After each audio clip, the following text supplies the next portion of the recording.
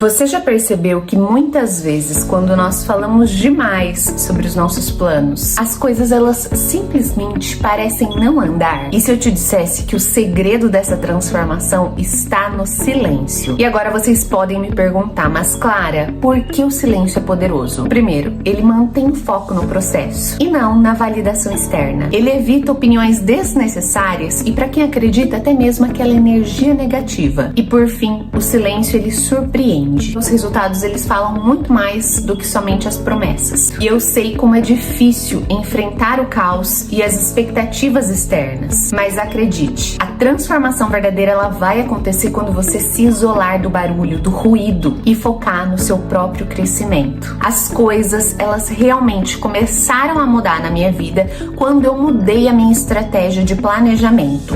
Antes, eu colocava no papel aquilo que eu gostaria de atingir, o objetivo final, e não o hábito que eu deveria fazer, o hábito que eu deveria construir e manter para chegar nessa meta. A gente tem que colocar no papel e a gente tem que colocar no nosso dia a dia os hábitos que vão nos levar para a meta que a gente quer chegar. Nós temos que ter hábitos bem definidos e bem claros. Então, a partir disso é que vai o primeiro exemplo. Perder 5 quilos em 3 meses. Esse é um tipo de meta. E agora, aqui é o pulo do gato, é o segredo que normalmente as pessoas não fazem. Você escreveu o seguinte: comer verduras e vegetais em todas as refeições e caminhar no mínimo 45 minutos por dia. Segundo exemplo, a meta que normalmente as pessoas colocam no seu planner: ler 12 livros por ano. O hábito que você deveria colocar na sua vida hoje: ler 10 páginas antes de dormir. O terceiro exemplo que eu gostaria de trazer: a meta é economizar 10 mil reais por ano. O hábito: transferir automaticamente 10% do meu salário todo mês. Quarto exemplo é aquela meta: ser fluente em inglês.